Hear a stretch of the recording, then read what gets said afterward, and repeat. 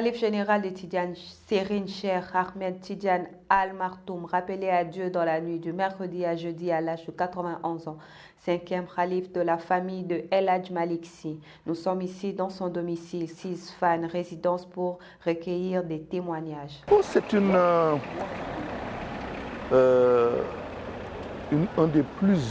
un des fils les plus illustres, parmi les plus illustres que notre nation a produit, qui est parti avec lui aujourd'hui. Mais Serigne Cheikh n'est pas un homme compleur pour qui sait l'immensité de son œuvre et son legs à la postérité. Il a été pour la communauté musulmane et pour la communauté sénégalaise et l'humanité tout court un guide spirituel, un guide moral.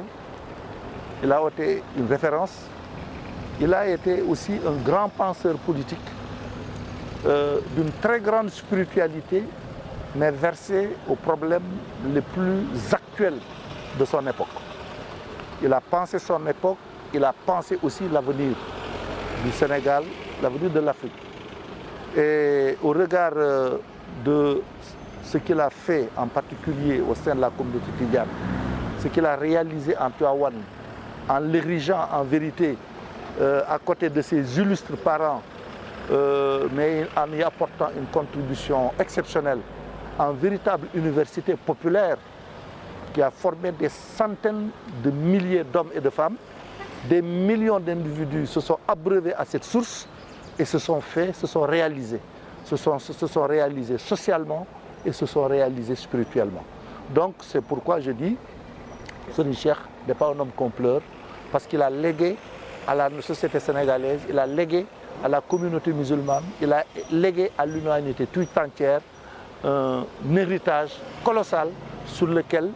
des générations et des générations pourront encore s'inspirer pour être dans la voie de la droiture, la voie de la spiritualité, la voie aussi du patriotisme et du patriotisme intelligent. Je m'appelle Madame Mam Kairé Sow Fall. Je suis membre de l'OFNAC,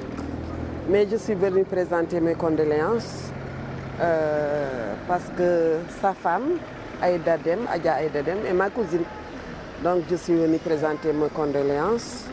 que la terre lui soit légère et que le bon Dieu l'accueille dans son paradis. Une grande perte pour tout le Sénégal? Bien sûr, bien sûr, bien sûr, bien sûr, parce que tout le monde le connaît et il a joué un certain rôle dans ce pays.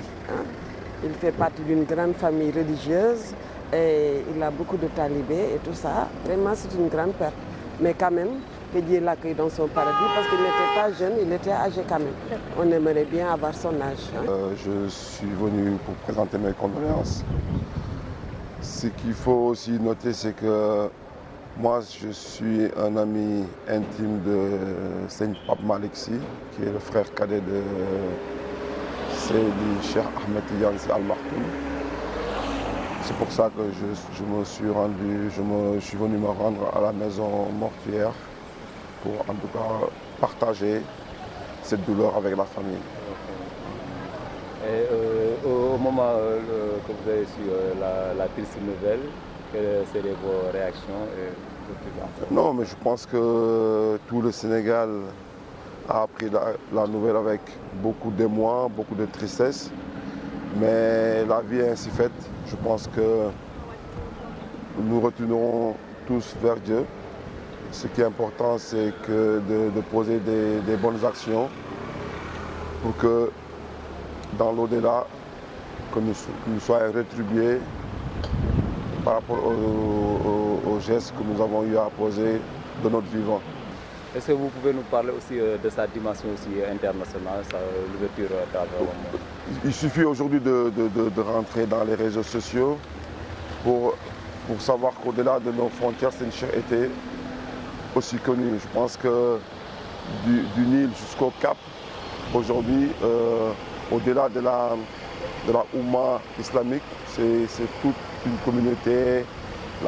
la communauté chrétienne, la communauté islamique qui aujourd'hui a perdu un grand homme. Donc c'est aujourd'hui qu'on mesure en tout cas la grandeur de cet homme. Parce que c'est vrai que tant qu'on est sur terre, je pense qu'il y a des actions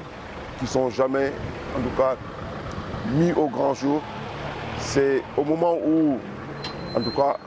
la personne disparaît qu'on se rend compte qu'aujourd'hui, le Sénégal a perdu. L'Afrique a perdu. Le monde entier a perdu. Nous prions pour le repos de son âme et que Dieu puisse l'accueillir dans son paradis éternel. dama ne Sénégal ñàkk nañ nag ku ñu xamul valeur am jëriñoo wuñ ko ba mu dem nag c'est très dommage li may wax sànq kii nee naa ko dafa am mag mu ñu mës a nettali ne Serigne Cheikh daf ko recevoir mais ba mu génnee nit ko dëkkul fii de ba mu ñëwee dafa ne kii naka la ko Sénégal amee ku mel ni ba pare di tardé ndax jàpp nañ ne Robert McNamara ci jamonoom kenn sutu ko ci wàllu xam-xam économie mais nee na moom ba mu toogee Serigne Cheikh yëg na ne Serigne Cheikh McNamara yemu ko ci wewu tànk kon ñun waruñu woon am ku mel ni pare des gannaaw ah ñan ñaan yàlla bu tax ci barkeem daal waaw c'est une perte mais nañ sant yàlla ci barkeem sallallahu alayhi wa sallam. Après avoir quitté la résidence du feu Khalif, nous sommes rendus chez son fils adoptif, Serigne Aliou Mbacké Gaïndé Fatma, qui nous a parlé de son défunt père. xam da ko jàppe woon doomam ndax la ko waral aussi moom it jaxasoo gu mu jaxasoo nag ak Serigne Cheikh ndax dañoo bokkoon génération ñu bokkoon ni ay gis-gis yu bare ci réew mi ndax Serigne Cheikh ku réew mi ñoroon la dundam gépp it da ko def ci réew mi lu tax la diggante ma Gaynde Fatma daanaka bokk na ci li nga xam ne moo gënoon a tax ñu jaxasoo ndax vision yu ñu amoon nan lay def pour réew mi mën a jag nan lay def pour réew mi mën a aw ci yoon nan lay def pour nit ñi mën leen dimbali mën leen a jàppale donc vision yooyu xëy na loolu moo taxoon seen jaxasoo gën a yaatu ci loolu it moo waral mu jël doon Seydina Aliou mi def ko doomam ndax doomi sëñ Cheikh la woon donc comme noonu ñu ko waxee wax ci moom nag du yomb ndax dimension moo demee woon noonu waaye kilifa gu mag la woon nit yàlla la woon wér ku amoon gis-gis la aussi ci réew mi ku bëggoon aussi réew mi la ku bëggoon aussi doomu aadama yi la jaxasoo woon na aussi kilifa yi ne ci réew mi yëpp particulièrement ak yoonu murit nga xam ne xëy na sax ñu bari xamuñu ko woon waaye ku fi mës a nekkal sëñ Touba ku ne am na fu mu jaare yow li tàmbale ci sëñ Fall ba ci sëñ Cheikh Matilay mii fi nekk kenn ku ci nekk rek am na ay relation particulière yoo xam ni amoon na ko ak yow ñu koy dox di ko wax di ko jëfe moo lay xamal ni kon dimension moom fa mu toll woon nga xam ne réew mi moo ko ñoroon diine ji moo ko ñoroon lépp da ko boole woon def ko muy benn. léegi ñu bëggoon a xam li nga xam ne moom moo ko gënoon a marqué ci dundam. lu gënoon a marqué. li ko gën a marqué sëñ Almaktoum. waaw maanaam bëgg-bëggam rek moo nekkoon gis-gis bi mu amoon ci réew mi te mu nekkoon en avance lool par rapport ak doxinu réew mi ak nit ñi toujours loolu dafa nekk loo xam da ko daan jàmbat di ko ñaxtu ndax bëgg na nit ñi dem bëgg na nit ñi xam lan mooy diini bëgg na nit ñi jël seeni responsabilité nan la réew mi war a doxe ambition yi moo démesuré woon lool nga xam ne loolu bokk na toujours da ko daan waxtaane. waaw asalaamaaleykum ñu ngi leen di nuyu di leen sant di nuyu Sénégal gépp di nuyu umma islamique bi di nuyu mbokk yëpp ak xarit yëpp ak suñu mbokk boobu leen fi yebal tiis bi moom foo ko takk rek weesu na ko bett nañu waaye nag dañ ciy sant yàlla ndax yu mel nii rek bu amee dañuy delloo di sant rek waxtu wu ne moom nag Serigne Cheikh fi mu toll woon ci ñun mënuñu ko mesurer mook Serigne Cheikh Mbacké bi suñu waajur ñoo bokk yemuwaay ci ñun li nga wax dëgg la suñu xarit la lool suñu baay la yeggoon na ci ñun foo xam ni daanaka kenn yeggu fa ci ñun te kenn dootu fa yegg ci ñun moom Serigne Cheikh Tidiane de telle sorte que man nag daf ma jàppe woon doomam di jëflanteeg man di wax ak man di defanteeg man loo xam ni doom yu mu jur sax àgguñu ko foofule. Donc sànq rek ci guddi gi biñ ko yëgee lañ daal di dem fekkee denc bi ànd ak njaboot gi dellu siwaat te ñu ngi waajaat sax pour dem waaye xam naa rek ñu ñaanal ko yàlla xare ko ci àjjana ya gën a kawe taas ñu ci barkeem. waaye nitu dimension la woon boo xam ni amul kenn kuñ ko mën a tëkkaleel boo génnee li mu bokk ci famille religieuse nga indi Serigne Cheikh rek étant citoyen simple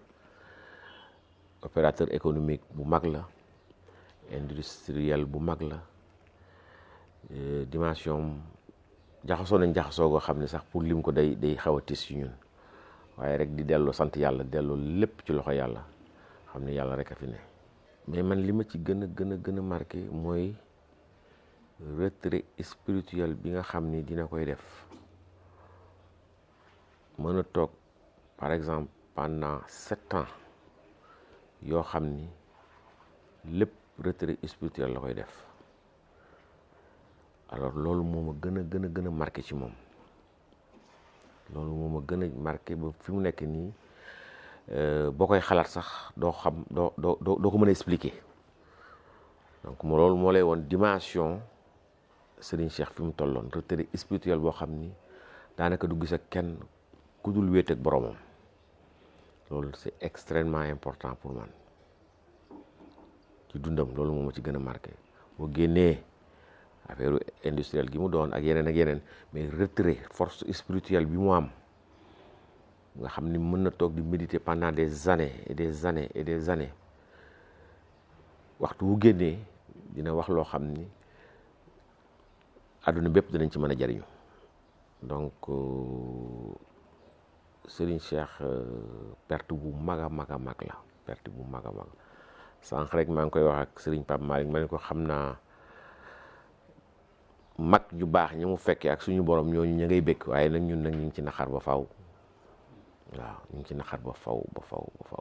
danañu wéetal lool nag suñu wéetal la suñu lépp la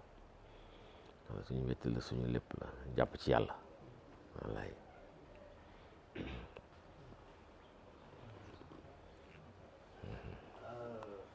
boo amoon benn dénkaan booy dénk ñi nga xam ne ñoo fi des parce que moom waxtaan ñëpp jàngale la. tey suba rek maa ngi déglu Sasa Sall mu naan Serigne Cheikh ne li mu waroon wax yëpp wax na ko jëfe moo ci des.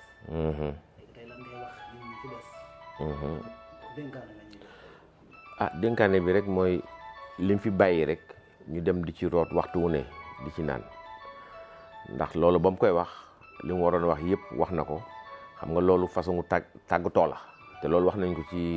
gàmmo 2016 bu mujj bi rek je pense que wax nañ ci loolu donc dénkaane bi moom déglu waxtaanam appliqué ko